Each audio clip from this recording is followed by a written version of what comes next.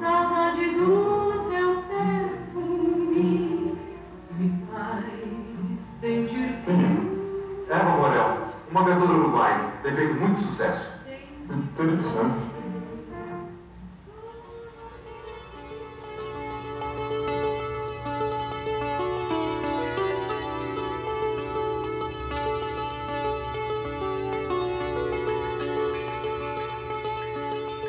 Estas fotografias e negativos guardam uma história que quase se perdeu no tempo. Elas passaram anos e anos abandonadas em caixas de papelão e muitas imagens ficaram prejudicadas. Muitos negativos foram atacados por fungos. Outros ficaram quase totalmente deformados. Agora, porém, depois de um cuidadoso trabalho de restauração de quase 400 fotos, as imagens voltaram à superfície. O negativo original estava isso aqui, que é uma deformação parecida com isso, que é uma deformação da gelatina diferente do suporte, né? E eles chegam num resultado assim, que é uma coisa quase perfeita, né? Um sorriso, uma gravação em estúdio, um beijo que foi filmado para emocionar multidões.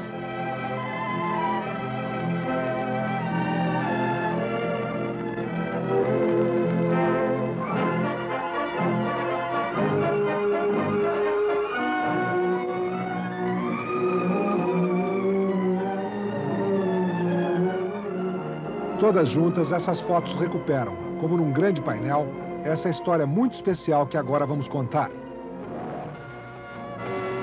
A história da Companhia Cinematográfica Veracruz.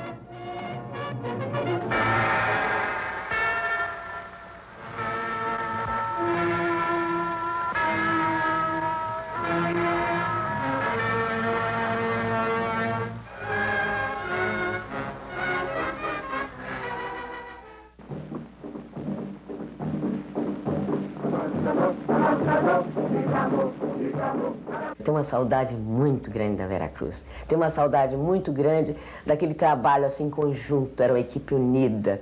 Todos estavam sempre muito unidos e era muito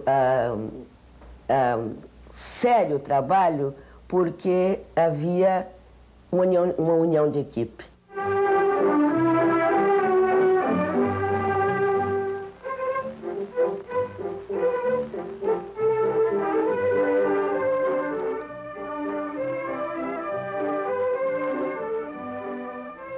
O mais gostoso era assim, fazer parte daquela criação, daquele mundo fantástico que era o filme.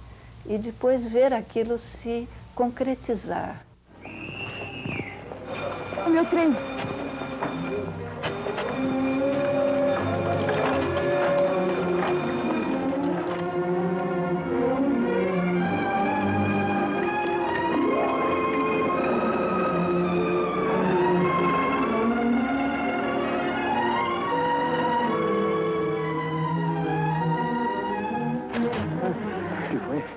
Foi um empreendimento tão doido, tão assim, tão cheio de contradições, tão realmente maluco, que é quase surpreendente que não ter dado certo no Brasil.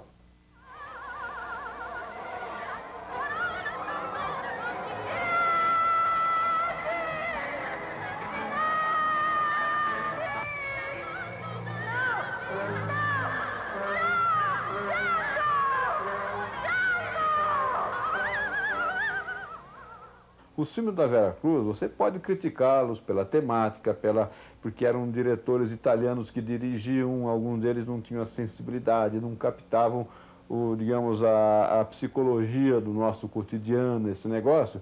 Mas, quer dizer, ela apresentou pela primeira vez no cinema brasileiro um produto bem acabado.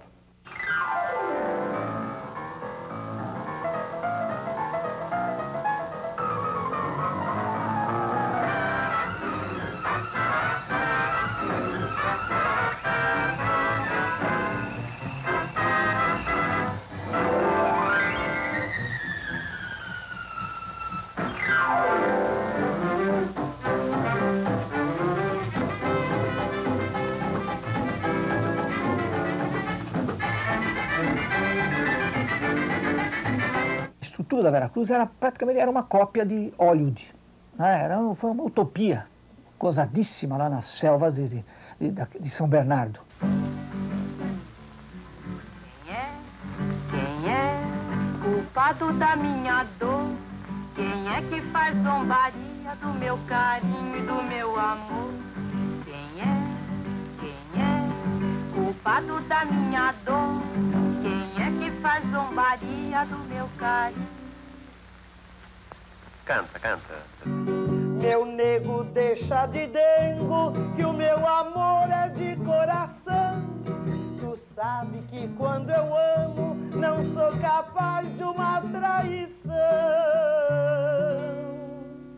Quem é culpado da minha dor? Quem é que faz zombaria do meu carinho e do meu amor?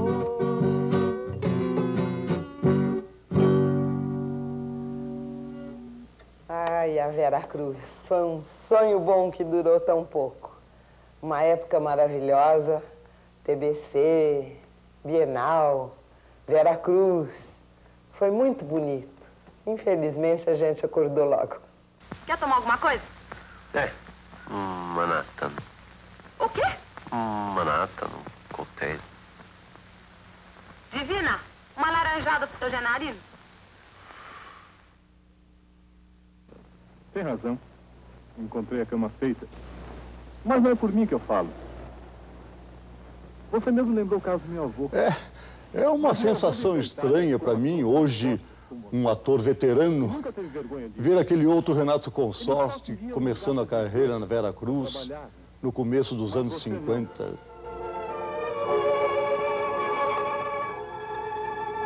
Afinal, o que ficou daquela época? Ficaram os filmes, é claro. 19 longa-metragens e uma história de luta e de sonho que agora o Museu da Imagem e do Som, com apoio do Grupo Fenícia, resgata e celebra numa grande exposição.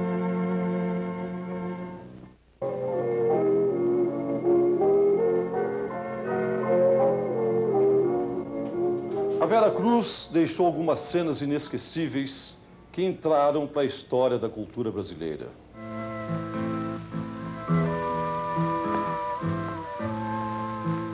Saudade, meu bem, saudade, saudade do meu amor. Vanjorico cantando em O Cangaceiro.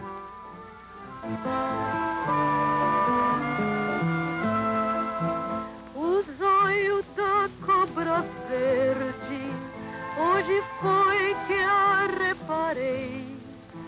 Se a reparasse há mais tempo, não amava quem amei.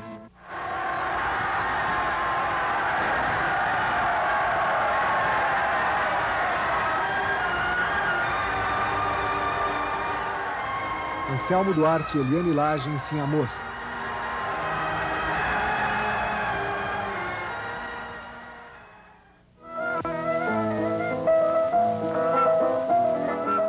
A biografia romanceada do compositor Zequinha de Abreu em Tico-Tico no Fubá.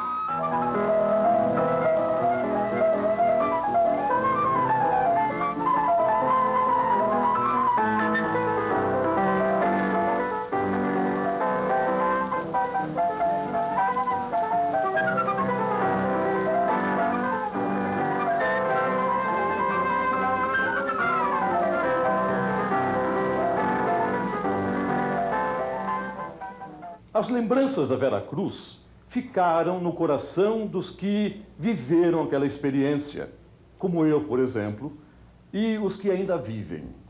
Mas ficou também a recordação, do outro lado, entre os que lotavam as salas de cinema.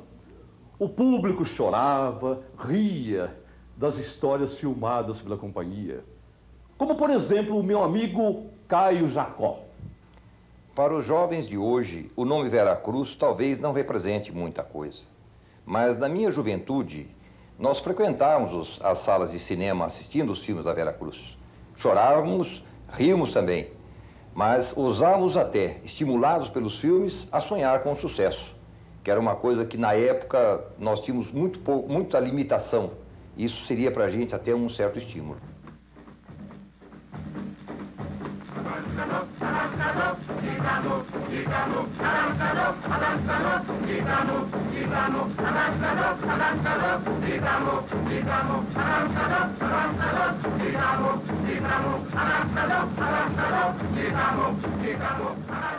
Os outros estúdios estavam um pouco padronizados, eles faziam sempre a mesma coisa. E a Veracruz veio emprestar um sangue novo a tudo aquilo. A Veracruz era uma coisa nova e tinha esperança de crescer muito. Então a gente acompanhava tudo aquilo. A gente queria crescer junto com a companhia, queria fazer um bom cinema.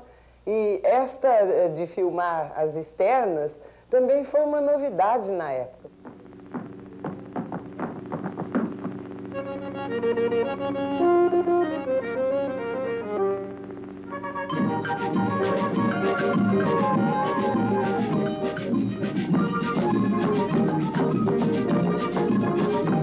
O meu peão ele só roda com ponteira, a ponteirinha rasteirinha pelo chão. O meu peão ele só roda com ponteira, a ponteirinha rasteirinha pelo chão. Responde pro mulher, dança na mão, dança na mão, dança na mão, dança na mão, dança na mão, dança na mão, dança na mão, dança na mão, dança na mão, dança na mão, dança na mão. O meu peão é feito de goiabeira, ele só roda com ponteira na palma da minha mão. Roda morena no meio desse salão, recarvando o corpo todo no ronco desse peão.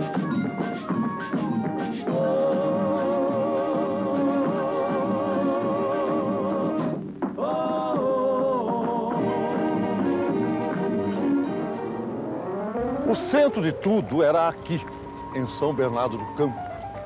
Os estúdios que foram construídos nos padrões do que havia de melhor na época. Era o terceiro maior estúdio do mundo. Agora, quando chovia, tudo em volta virava um tremendo lamaçal. Era um terreno que tinha sido uma granja de galinhas do pioneiro e empreendedor imigrante italiano Titilo Matarazzo. Quando um grupo de industriais paulistas criou a Veracruz, em 1950, os galinheiros vazios deram lugar a 4 estúdios gigantescos, que foram equipados com máquinas de primeira linha. Tudo importado, do bom e do melhor. Na época de maior produção, quando se rodavam até 4 filmes ao mesmo tempo, a Veracruz chegou a ter 600 pessoas trabalhando. Hoje, os estúdios são usados para feiras, filmagens de comerciais ou longa-metragens. E quando se fala na Veracruz, a imagem é de uma coisa que não deu certo, uma experiência fracassada. Mas será que a Veracruz foi mesmo um fracasso? Olhado dentro como um empreendimento industrial, olhado dentro do tempo, não foi um fracasso, é evidente. Tanto assim que não existe. Está lá um esqueleto de um sonho. Apesar disso, ela conseguiu fazer filmes que foram um imenso sucesso no exterior, como O Cangaceiro. Ela conseguiu fazer filmes como Tico Tico no Fubá, que foram premiadíssimos. Ela conseguiu fazer filmes como Sim a Moça. Ela conseguiu fazer filmes... Enfim, ela conseguiu revelar artistas. Ela conseguiu revelar gente que até hoje está aí. Que eu acho que se a Veracruz não tivesse existido, ou uma outra firma com outro nome indiferente, mas era a Veracruz, você não teria a indústria nacional que se tem hoje. Mas havia, naquela ocasião, até 1950, uma grande incipiência técnica. Por exemplo, havia, grandes temas, filmes assim, baseado em... Eu me lembro de um, baseado, antes da Veracruz, baseado em romance do José de Alencar, que era uma história muito boa, muito bem construída, cinematograficamente boa de ser adaptada, mas o filme, por exemplo, tinha raras cenas com foco. A introdução da Veracruz obrigou todo o cinema brasileiro, o cinema carioca e as outras grandes produtoras que se formaram em São Paulo, a pensarem tecnicamente, a respeitarem tecnicamente, a respeitarem o público para nunca apresentar uma cena fora de foco, uma cena mal enquadrada, uma cena mal iluminada. Quer dizer, isso foi um grande avanço. Para entender o que aconteceu, o melhor mesmo é começar do começo. E a Vera Cruz começou aqui, na Rua Major Diogo 311, onde até hoje funciona o Teatro Brasileiro de Comédia, o TBC.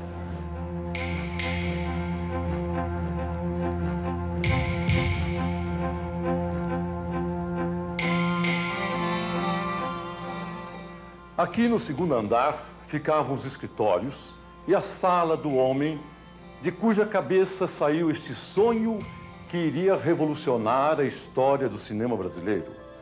Hoje em dia, é mais uma sala de espetáculos do TBC. Seu nome era Franco Zampari, um engenheiro italiano que fez fortuna no Brasil dirigindo metalúrgicas para a família Matarazzo. Em 1949, Zampari estava aposentado, milionário, não tinha herdeiros, mas tinha um fraco, o teatro. Nós tínhamos em São Paulo diversos grupos amadores. O nosso grupo, que era o Teatro Experimental, era dirigido pelo Alfredo Mesquita.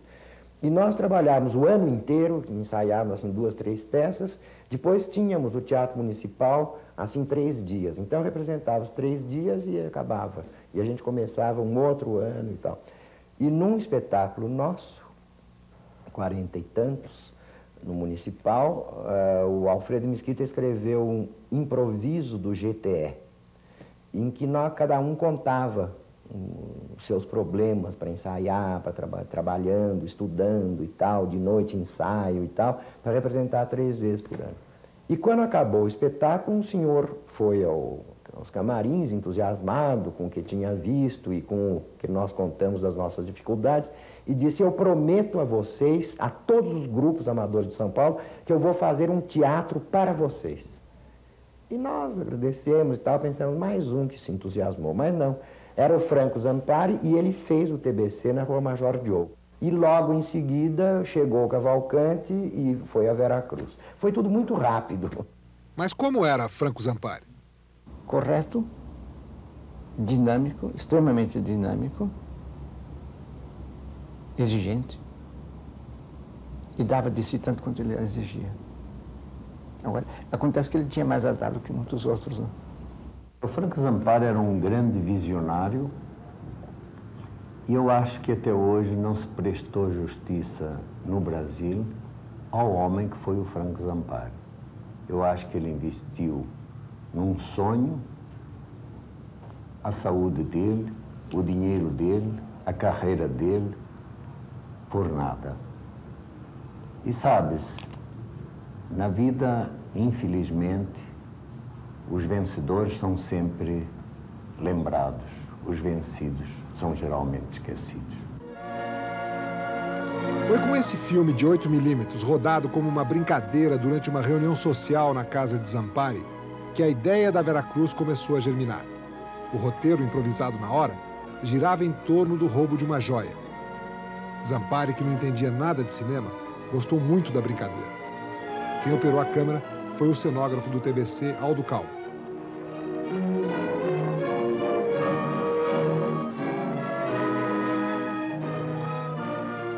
Foi um episódio, aliás, bastante importante, porque uma parte do presente, da pessoa presente nesta reunião, foram que empregaram o capitão na Vera Cruz. Isto que é a importância deste filme. A Vera Cruz nasceu no dia 4 de novembro de 1949, com um capital de 7.500.000 cruzeiros, com mais de 300 empresários como acionistas. A notícia, na época, causou uma agitação entre os intelectuais e artistas. Todo mundo falava na Vera Cruz, bem ou mal, mas falava. Todo mundo queria trabalhar na Vera Cruz. Todos os atores, todo mundo falava Vera Cruz, todo mundo queria ser convidado para trabalhar na Vera Cruz. E eu tive, assim, uma alegria enorme, convidada pelo Cavalcante, de chegar ali, ter aquele tratamento respeitoso que Cavalcante dava a todos os atores, e que o Dr. Franco Zampari recebendo, fui recebida no aeroporto com flores. Eu me sentia uma estrela de Hollywood chegando na Vera Cruz, em São Paulo. Era a primeira vez que eu ia a São Paulo. É que a ideia de criar uma indústria cinematográfica era mesmo muito ousada para a época. São Paulo era uma cidade provinciana, com menos de 3 milhões de habitantes. A televisão só surgiu no ano seguinte, no final de 1950. O cinema vivia sua época áurea, mas os filmes eram quase todos estrangeiros. De brasileiro, pouca coisa. As populares chanchadas da Atlântida. Aí aparece a Vera Cruz com a pretensão ambiciosa de fazer cinema de exportação. Como dizia o seu slogan, do Planalto abençoado para as telas do mundo. E para fazer cinema internacional era preciso contratar cineastas com experiência internacional. Alberto Cavalcante, um brasileiro que tinha feito carreira na França e na Inglaterra, foi convidado para ser o produtor geral da Vera Cruz. Quando o Cavalcante veio para o Brasil, ele assumiu e ele concordou com o Franco Zampari em ser o produtor geral da empresa. Ele trouxe uma grande quantidade de técnicos muito bons, de primeira linha, do cinema europeu. Os técnicos que o Cavalcante trouxe da Europa, que tinha Raffen Richter, por exemplo, montador que já tinha ganho um Oscar, tinha Chick Fowler, um excelente câmera, fotógrafo, tinha Michael Stoll, tinha Jacques Donzelin, que até hoje está no Brasil, os dois estão no Brasil, tinha John Waterhouse, tinha Tom Paine, tinha, enfim, alguns com muita experiência, outros mocinhos, mas que já tinham trabalhado em grandes empresas. Você tem pessoal hoje ainda trabalhando, naquela época, que faz 37 anos, e que, por sua vez, ensinou. Eles ensinaram diversas pessoas, e se você tem um núcleo hoje técnico em São Paulo, pelo menos, se deve a Vera Cruz.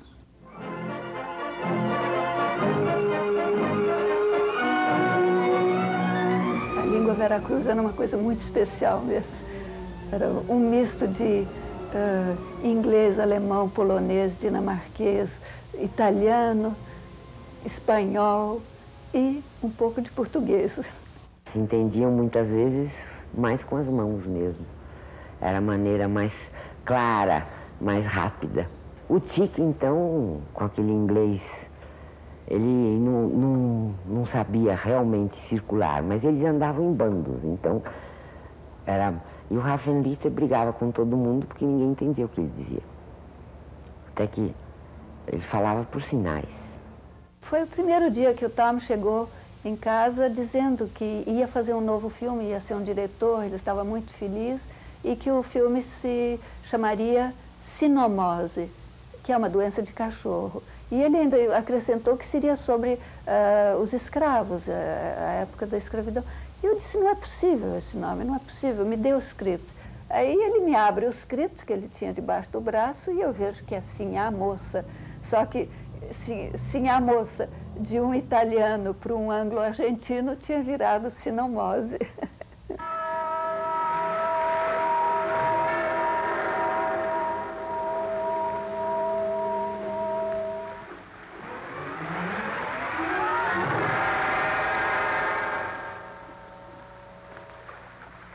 Mas já no primeiro ano, a Babel produziu seu primeiro filme, Caissara.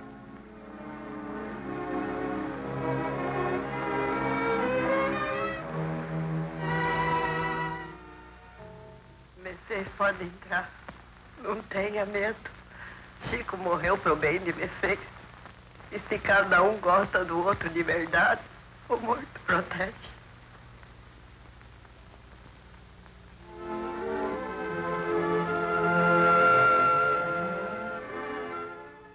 A ida para Ilhabela, que o Cavalcante se entusiasmou com Ilhabela, não, a Caissara tem que ser feito em Ilhabela. Foi uma loucura, porque teve que alugar casa, ter cantina. Quando chegou o transformador, não tinha balsa entre São Sebastião e Ilhabela. Teve que quase que fabricar uma balsa com barcos para entrar o transformador e quase afundou diversas vezes. Enfim, tudo era difícil. Acomodação e o borrachudo, não? Que o borrachudo viu todos os ingleses e estrangeiros e os borrachudos decidiram fazer uma festa. Então nós andávamos coçando todo o tempo. Não? Surgiu um mundo novo no Brasil, estreias celebradíssimas, muitas festas, gente famosa visitando os estúdios com grande publicidade. um time de galãs e estrelas preparados sob medida para conquistar legiões de fãs, como em Hollywood. Alberto Ruschel, Eliane Lage, Marisa Prado. Surgiam também pela primeira vez nas telas alguns rostos que depois ganhariam ainda mais fama na televisão ou nos palcos. Tônia Carreiro, Paulo Altran, Cacilda Becker e Jardel Filho. A beleza clássica de Ilka Soares e o talento de Ruth de Souza.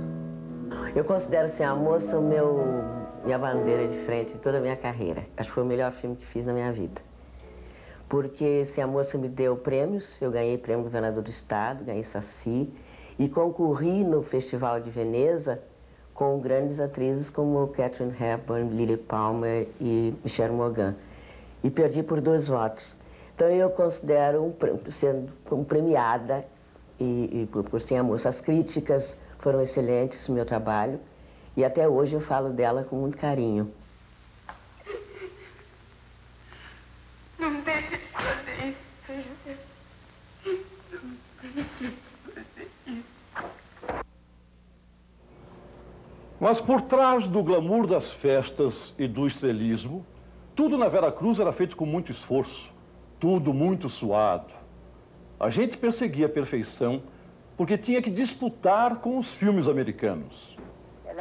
Esta cena da morte de Abílio Pereira de Almeida em Terra é Sempre Terra, por exemplo, foi filmada mais de 40 vezes. O Abílio depois sempre gostava de lembrar que quase morreu de verdade, de tanto bater com a cabeça no chão.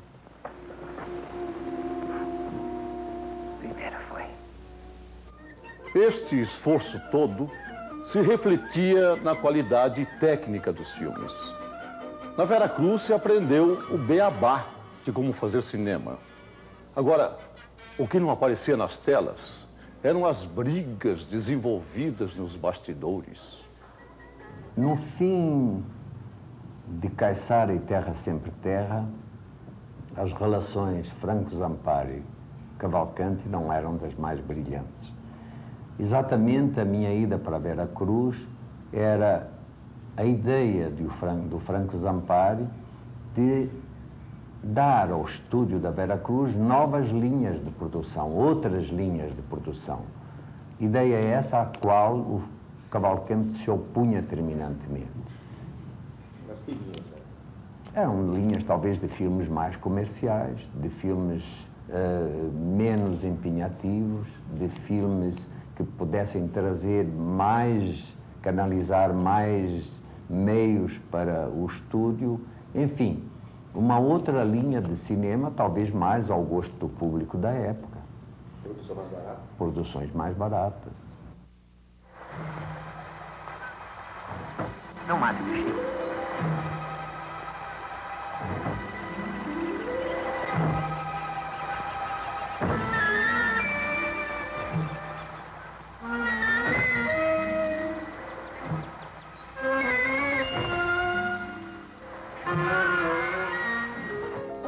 Mas a primeira produção da nova safra, Tico Tico no Fubá, acabou sendo a mais cara, longa e complicada de tudo que fora filmado até então.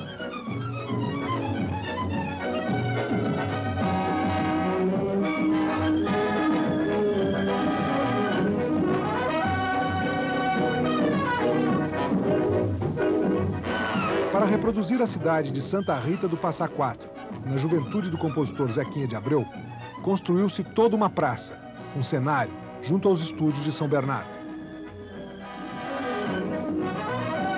E um circo inteiro foi contratado por 3 meses para ficar à disposição das filmagens. Nessa linha de filmes mais populares surgiu depois o grande astro caipira da Veracruz, Mazzaropi. É para melhorar a vida da gente. Não é que eu esteja desconfiado, mas o senhor vê, Santo Antônio, nada dá certo. Outra coisa, eu queria pedir para o senhor fazer eu achar minha mãe, porque eu acho que quem tem mãe tem tudo. Amém? Amém. Amém, Santo Antônio. E junto com Mazzaropi fica famoso o cão Duque, que tinha um salário mais alto do que muitos atores. Coronel, Pega o chapéu do freguês.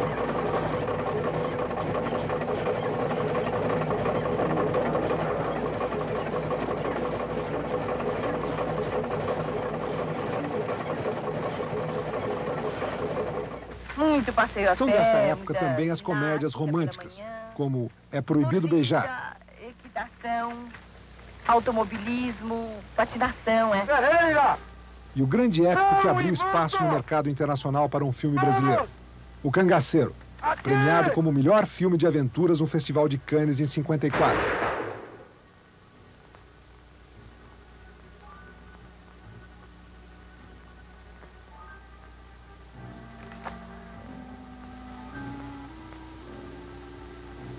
Cão imundo e covarde.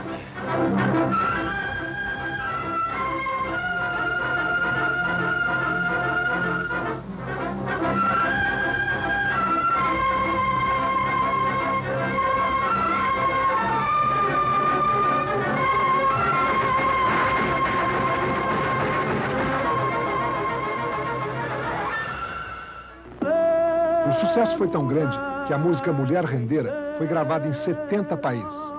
E em Paris surgiu até uma moda inspirada no cangaço. Tu me ensina a fazer renda, eu te ensino a namorar.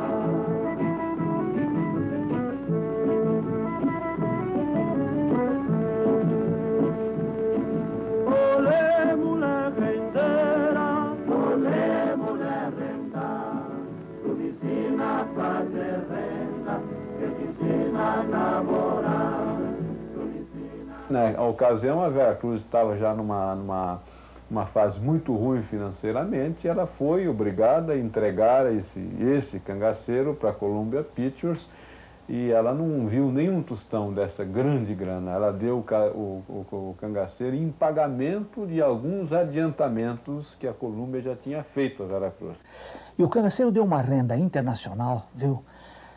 Que poderia ter pago uma porção de vezes a Veracruz, todas as dívidas da Veracruz.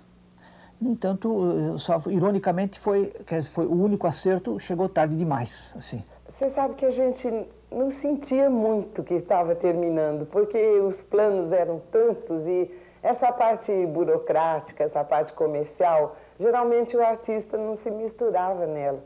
A gente não entendia nada de distribuição, do que rendia um filme, como é que era. Ouvia rumores, mas a gente, francamente, não desconfiava que a Veracruz ia terminar tão cedo. Foi muito melancólico para os atores, técnicos, diretores e todo mundo. Todo mundo se dispersou, cada um foi fazer cuidar da sua vida à parte, com muita mágoa, que foi uma decepção, como eu digo, não só para os que trabalhavam ali, como o próprio público que na rua cobrava e perguntava por quê? Por que Veracruz parou? Por quê?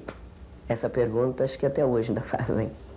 Para entender o fracasso da Veracruz, precisa entender o problema do congelamento dos preços de entrada, numa inflação que era muito menor do que hoje, mas que também existia. De 1939 até 1952, no auge da Veracruz, houve uma depreciação do valor do cruzeiro da ordem de 5 vezes. O preço das entradas permaneceu o mesmo. Obviamente, isso fez cair brutalmente a renda da produção nacional, que ficou praticamente invalidada por essa depreciação. Simultaneamente e curiosamente, o governo brasileiro subsidiou a importação de filmes, pondo em cima de cada cruzeiro auferido nas bilheterias, mais 4 a título de subvenção. Isso através de um câmbio privilegiado para a remessa das rendas de filmes estrangeiros. Essa política não podia resultar em outra coisa senão no fracasso de toda a tentativa de se fazer uma produção nacional de filmes. Antes da Veracruz, ninguém sabia por quê, ninguém nem se passava para a coisa, ninguém sabia. Pode existir cinema brasileiro ou não pode? Pode, vamos fazer e sai. Não. Aí, então ficou patente que não havia legislação para ter cinema brasileiro, que o mercado não pertencia aos brasileiros, nada disso. E aí se passou, um grupo de moços passou a se preocupar com isso, fundamentalmente com esse problema. Foram feitas leis, propostas leis para uma porção de presidentes, eu me lembro do Juscelino, para mudar o sistema, para mudar as coisas, para poder existir o cinema brasileiro. Até hoje isso não aconteceu de verdade. Uma coisa é certa, depois da Veracruz, não se parou mais de fazer cinema no Brasil. Ainda tem muito equipamento daquele tempo espalhado por aí, sendo usado para fazer novos filmes. Os diretores e técnicos saídos da Veracruz continuam na ativa. E se hoje você pode sair de casa para assistir um excelente filme brasileiro de qualidade, deve-se em grande parte à ousadia, à coragem e ao trabalho daqueles que um dia transformaram um sonho em realidade.